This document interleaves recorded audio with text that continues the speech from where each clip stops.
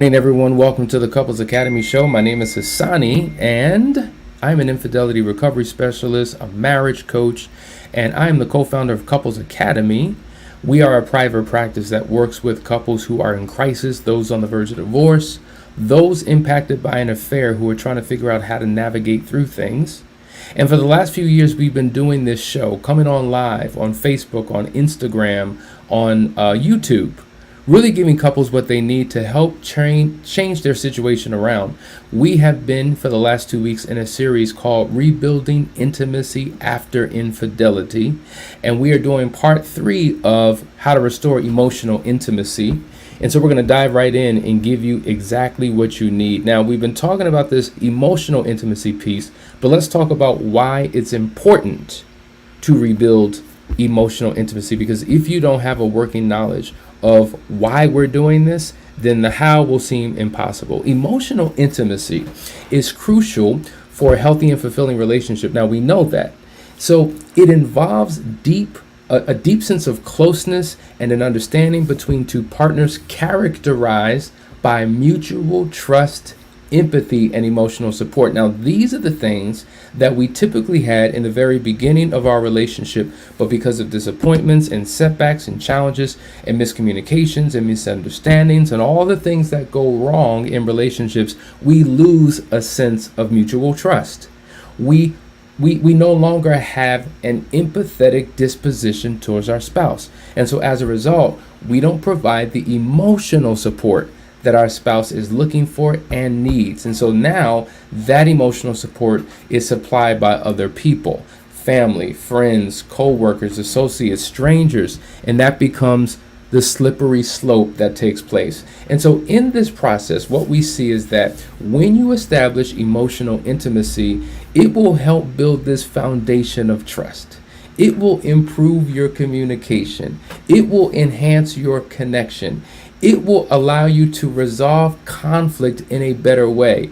It will increase your relational satisfaction.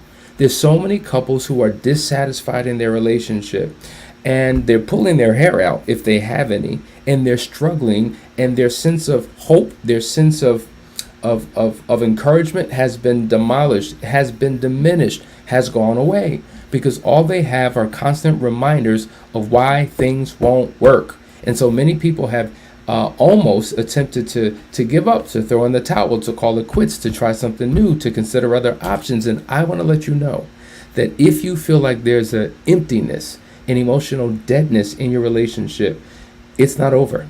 It's not over. You can turn your entire situation around. Just because that's where you find yourself, that doesn't mean that the rest of your days are going to be ruled by the current atmosphere that you're living in. If you feel like you are at your lowest low, then guess what? That's awesome, because there's only one direction that you can go, and that is up.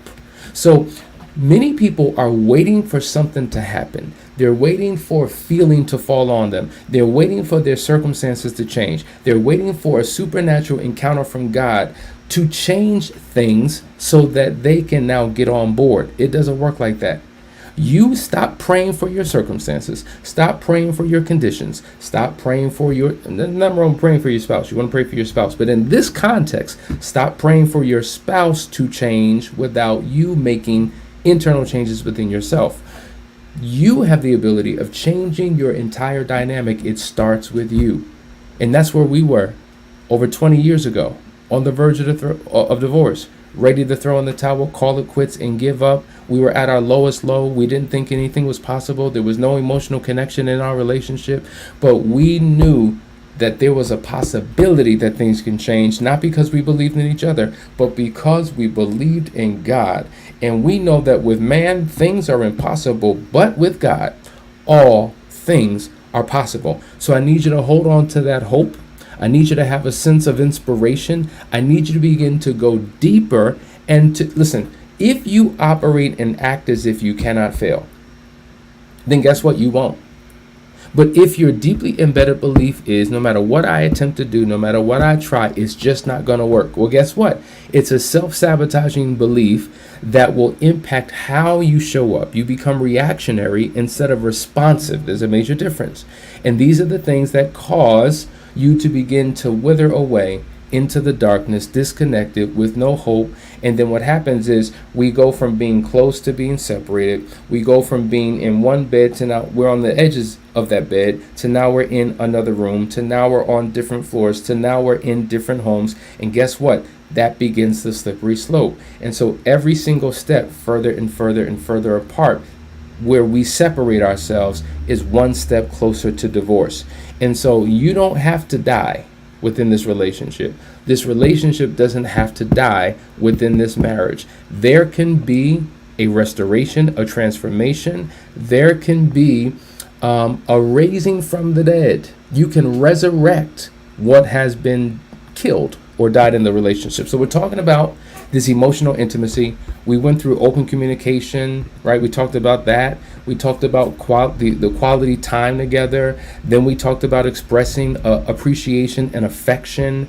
Then we went into the importance of being vulnerable. Then we transitioned into part 2 on the power of building trust and what that looks like. And then we talked about conflict resolution. I'm excited about that because all of the members of the Moving Forward program, we have gone so deep dive down a rabbit hole of conflict resolution that, man, it's going to be an amazing series. So if you're in Moving Forward, get ready because it's going to be explosive. All right, so we only had time for 2 yesterday, so we're going to take our time and unpack the last 2 and close out emotional intimacy today, and then transition into physical sexual intimacy. All right, here we go. Shared goals and dreams. Shared goals and dreams. I can't express how incredibly important this is, because I'm going to be honest with you. Outside of God, which was really the reason why we're still here and still standing, when we were at our worst, we didn't like each other. We loved each other, but we ain't like each other. There was no communication. There was no sex. There was no anything. It was horrible, folks. We were on the edge. We were ready to jump off the ledge. What held us together was that there was a belief that there was something more for us. We knew that there was a dream, a shared vision, a purpose. We may not have known in full detail what that was or what that looked like, but we knew that there was something more, and that we were together not just for the pleasures of marriage, but for the purpose that God had intended for our union. We knew it. And at our lowest low, when we felt like giving up and just calling it quits, we were anchored into a foundation of hope for the future. And that was the thing that allowed us to get through. And what I have found is that many couples have gotten married and have had a dream and a hope and an inspiration and a desire for something. And over the course of time, that dream died. And when the dream dies, and there's no shared dream, shared vision, shared goal, that begins the beginning of the disconnect. And so I can't explain to you how critically important it is for you as a couple to talk about future plans. I want you to think about it like this. Think about somebody who has a terminal illness, and it is expected that they are to soon die. One of the ways that will get them to live on is by constantly talking about the future, constantly talking about plans, constantly talking about what they want to do when they get out of this situation, when they get out of the hospital. Holding on to hope for the future gives a person the willpower, the determination, the stick-to-itivism to get through their situation. And many of you feel like your marriage is on death's door. And when you are in pain, it is hard to see into the future. Shoot, it's hard to see beyond today. I can't even think about tomorrow. All I'm dealing with is the pain of today. But I can't tell you how critically important it is. It's not woo-woo. It's intentional. That as a couple, you have to begin to have shared dreams and goals. You have to discuss future plans, talking about your goals, talking about your dreams and aspirations for the future. Working towards common goals can strengthen the bond. And so whether the goal is the new house that you want to be in because it's cramped, it's tight, we got kids now, dreaming about the neighborhood, getting in the car and driving to the neighborhood and looking at the home. We would do that all the time. Get in a vision board and whatever that dream vacation is. You've been working, from sunup to sundown, from can't see in the morning to can't see at night. You haven't had a family vacation. You haven't had a couple's vacation. You owe it to yourself. You deserve it. The only time you get to do something is go to the park on a Saturday because money's tight and it's a struggle. But I need you to dream beyond your circumstances. Dream beyond your perceived limitations. What is the dream vacation? If you can go anywhere around the world, where would it be? See, that injects life and hope and inspiration in you. And now you two have something to talk about. So for those who say we have nothing to talk about, everything's so surface. There's no connection. Well, having a shared dream allows you begin to talk, because now you both have a mutual desire and interest towards the same thing, and then you begin to pursue it. So I want you to start thinking about educational goals. I want you to start thinking about career goals.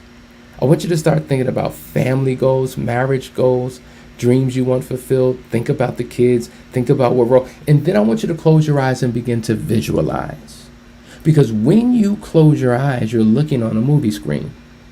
And you should see nothing but blackness right now on the screen. But if you look a little closer, you're on the screen. And on the screen, you're the main actor. But you're also the writer, the producer, the director. You can create any narrative, any story you want. That's the power of imagination. That's the power of visualization. Because when you step into the unseen realm, that's where all of the possibilities lie. This is why Albert Einstein said that imagination is more powerful than knowledge. Because if you just use knowledge, well, guess what? I know that we only have so much in the bank account. I know that we're dealing with these current issues in our relationship. Your knowledge, the information you have access to, places perceived limitations on you in terms of what you can do. So you have to turn off that aspect of your brain. You have to close your physical eyes and physical ears that give you constant reminders of what you can't do, what you can't have, what you can't be, and all the limitations. You've got to turn off those eyes and turn off those ears, and you have to begin to step into the unseen realm where all of the possibilities are. Because in your dream, everything works. In your dream, everything's paid for. You don't have a dream car, but an empty gas tank. That would be a nightmare. That's not a dream. In a dream, there are no limitations. In a dream, you're living far beyond your current reality. And the more you stay in this dream state, a conscious dream state, the more you begin to pull it into your world. So you're taking things from the spiritual into the natural, because you're tapping into the spiritual laws and principles spelled out in the Word. So that is why the Bible says, where there is no vision. You know what the Bible talks about vision? Where there is no vision. See, there's so many people who have died. Where there is no vision, the people will perish. Likewise, where there is no vision, a marriage will perish. And there's so many marriages that have died because they've given up hope. They couldn't see beyond today. But those who were willing to go beyond today, they were willing to tap into the future. Those are the ones that overcame the challenges and the struggles that they have been dealing with. So you got to start dreaming again. You got to start hoping again. You got to start having a vision for something in the future. Listen, I know we don't get along. I know we don't talk. I know, it seems like we're on two different planes. He has his interests. I have my interests. We're all over the place. I get that. Even though that there are an incalculable amount of differences, what are the commonalities? What's the low-hanging fruit that you both can grab a hold of that will reinforce the idea that, man, we can do it. We can do it. See, this is why you want to get in a flow and in a habit and in a pattern of agreeing. The scripture says, can two walk together unless they be in agreement? And so you got to find something that you can agree on and a future that you can create can be one of those things. So sharing goals and dreams critically important, but another component of that is for those individual dreams and hopes and aspirations that you have, as a couple, you have to learn to support each other's growth and accomplishments. Encouraging and supporting each other's personal growth and development will really help strengthen the tie in the relationship. The problem is there's so many couples who are in competition with one another. That's the problem.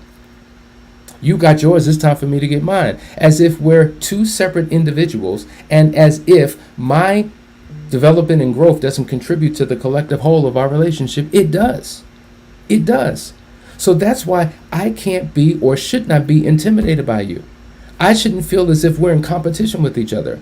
I shouldn't feel jealous and envious because you're getting your accolades and you're getting your degrees and your certifications and you're getting promotions on your job and you just got a raise and you got money in the bank. Why would I be jealous of that? We're one. When you win, I win. When you win, we win. It's a win for us. This is Team Pettiford. It's not Team Hassani versus Team Danielle. We are on the same team. And we should be fighting for our last names, not just our first. But if we're fighting for our last names, that means that I can support you because you contribute to the collective whole of our union. And so I don't need to compete with you. I don't need to be jealous of you. Your brilliance should not intimidate me. Your brilliance should not make me feel inadequate. Your brilliance should not expose my deficiencies. Your brilliance speaks to my ability to properly select. I saw beauty in you, and on top of that, got brilliance too. Woo! That's a 2-for-1 special. I'm winning. We're winning because of who you are. And I see this all the time. You have certain couples where a woman is in a higher position than a man, and he feels inadequate and insecure because he's looking at what he hasn't accomplished every time he looks at her. Or it's the opposite. He is in a powerful position, she's not, and so she feels some type of way within herself because she's a grown woman and hasn't accomplished, and now she's completely dependent on this man for everything. And it's just like, well, wait a minute. Why is this a problem? The power of partnership, being one, means what I have, you have. Not only do you inherit my money and my resources and what I have access to, you're going to inherit my debt too. You're inheriting everything. So this is, we listen, all of it is coming together. And so since we have both good and bad, both assets and liabilities, we might as well figure out how to make this thing work together as a couple so that we can overcome these challenges and soar and reach heights that we never knew was possible. So you got to be able to encourage each other. Emotional support and emotional intimacy says, babe, go ahead and do it. I believe in you. Listen. Do you know how brilliant you are? Why don't you take your level of success to the next level? Why don't you pursue this degree? Why don't you get that certification? Why don't you take that class? I see things in you that you struggle to see in yourself, and it's my job as a spouse to speak life into you, to encourage you, to build you up, to edify you, to tell you who you can be. I see it in you. I need you to see it in yourself. So how can I support you today? How can I be for you what I need to be for you so that you can understand the greatness that's within you? What can I do? See, that's a cheerleader. That's a supporter. That's emotional support and encouragement. That will allow you to establish a deeper level of emotional intimacy. I know I'm talking to somebody. Because I know many of you struggle in this area. Listen, I am not your competition. Listen, I am not your opponent or your adversary. I am on your team. And when you win, I win. When I win, you win. It's not listen, that's your money. This is my money. Those are your bills. No. This is all us. And we're going to do this thing for real. And we are going to soar. So share goals and dreams. Critically important to take the relationship to the next level. Listen, guys, we're going to go to a quick commercial break. We'll be right back after this. Stay tuned. You're watching the Couples Academy Show.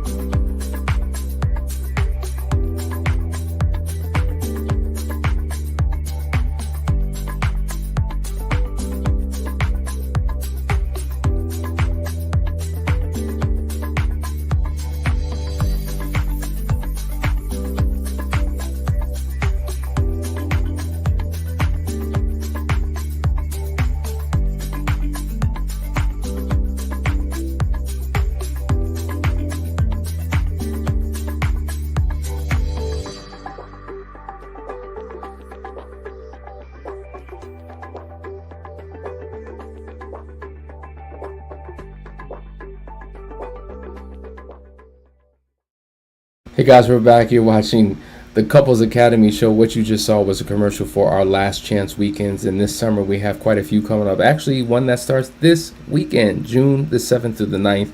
Next one, July 12th through the 14th. And then, of course, August the 9th through the 11th. So please give us a call. Let's register for that and get your relationship on the right track. I want to acknowledge Leonard. Thank you, sir. I appreciate you. He says, sir, you have no idea how you have tapped into my soul. Thank you for your inspiration to change me. Thank you, brother. I appreciate it. Those type of things is what causes us to continue to do what we do every single day. And I love how you personalized it and made it about you. You didn't make it about your marriage. You made it about you because you were the lowest common denominator in your marriage. You didn't make it about your spouse. You made it about you. And so that's what we want. When we deliver these messages, we're talking directly to you. Whoever you are right now in this moment. If you're watching the replay, we're talking to you. And so thank you for that. Let's go on. We're going to deal with the last piece that will help you reestablish and rebuild and restore emotional intimacy. And that is engaging in new experiences. You know, my kids, they struggle with me. Every single year when my birthday comes around, every single year when Father's Day comes around, they're like, what do you want, Dad? And I'm just like, I'm good. There's no gift that you can buy me. I don't want anything. I'm good. I don't really like anything that I will want. You can't afford anyway. So, you know, whatever. Just, I don't know. Let's have an experience.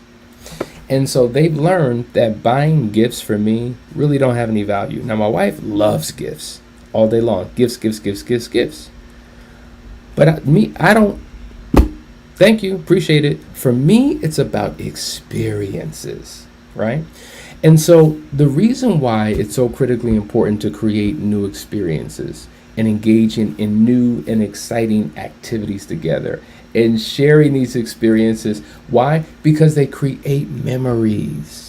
That's what they do. Now, I love taking pictures and being able to look back and say, remember in 2008 when we went here? Oh my God, we had such an amazing time. Look at the pictures, right? Or we shoot video. Look at the video.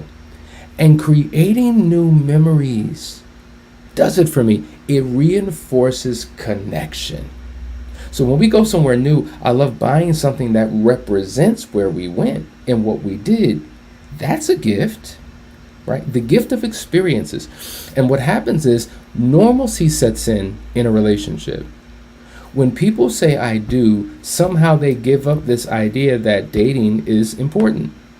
They stop dating literally when they stopped dating, which was the first season of their relationship. It was dating, then committed courtship. And now that we're committed in this relationship, I mean, you know, do I need to take you out on a date? Then we get engaged, then we get married. And then the further into the commitment we go, the less that we do.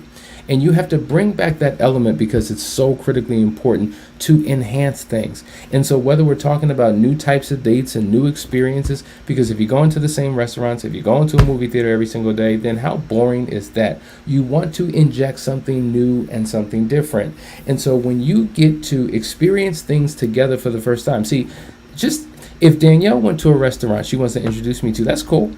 Right? Because she knows the food is good. She's excited about me experiencing what she experienced on her own. And then vice versa. That's cool. But there's nothing like going into a restaurant that neither of you have been through or been to, and you're experiencing it together for the first time. So how many first times do you have as a couple? That's a great question. How many first times can you write down that you've experienced as a couple before I do? And how many first times as a couple after I do? Some of you may be surprised. Matter of fact, there's a something that we do with our Moving Forward members called the 8 greatest moments, where you write down your 8 greatest experiences that you share with your spouse. And interestingly enough, most of people's greatest experiences happen before I do. So once again, it reinforces this idea that things were great, things were passionate, things were new, things were fresh. We had excitement, we had thrill, we did this, we did that. But then after I do, it's almost like it became a death sentence. And it led to the emotional death of the relationship. So it's critically important that you engage in new experiences. Learn to travel together, right? Traveling and exploring new places together can provide opportunities for bonding and creating more lasting memories. See, if you really take the time to dig in deep to what we've been saying over this entire series, and you take notes and you begin to strategize with your partner, I'm telling you, you can revive the intimacy that has been lost in the marriage. So we dealt with spiritual intimacy. Then we talked about intellectual intimacy. We spent our time in emotional intimacy. And when those three things are intact, it allows you to really explore the depths of physical and sexual intimacy. See, the problem is we're going in the opposite direction. We want the sex to be good, and then the emotional, intellectual, and spiritual will take care of itself. No, you have to build a foundation, because if you don't have the spiritual, intellectual, and emotional, then sex can become very transactional. There's already resistance. There's already an aversion that some people have. You're already dealing with complications and challenges. And so on top of that, I don't want it. I'm not really connected to you, and I feel like it's a duty, it's an obligation, it's what I'm supposed to do. Fine, let's go ahead and do it. And then it feels empty, and it feels dry, and it feels stale. And yeah, fine, we manipulated each other physically. We know how to stimulate. Yes, we released and all that. But it still is not what it's not what it was. It's not what we want it to be. Why? Because all this other stuff is not in order. So now that we've helped to build that foundation, and I'm encouraging to work on those areas, the sex will become more fulfilling and mutually pleasing. And so the next couple of days, that's what we're talking about. Physical/sexual intimacy. So get ready. Hope you got something out of today's conversation. Once again, sit down with your spouse. Talk about this. Watch the video. Take notes. Let this help you, not be an alternative to counseling, but to be a prerequisite to transition into counseling. And for those of you who are in need of help, please reach out to us, set up a discovery call. But until then, I'll see you tomorrow for another great episode of the Couples Academy Show. Take care.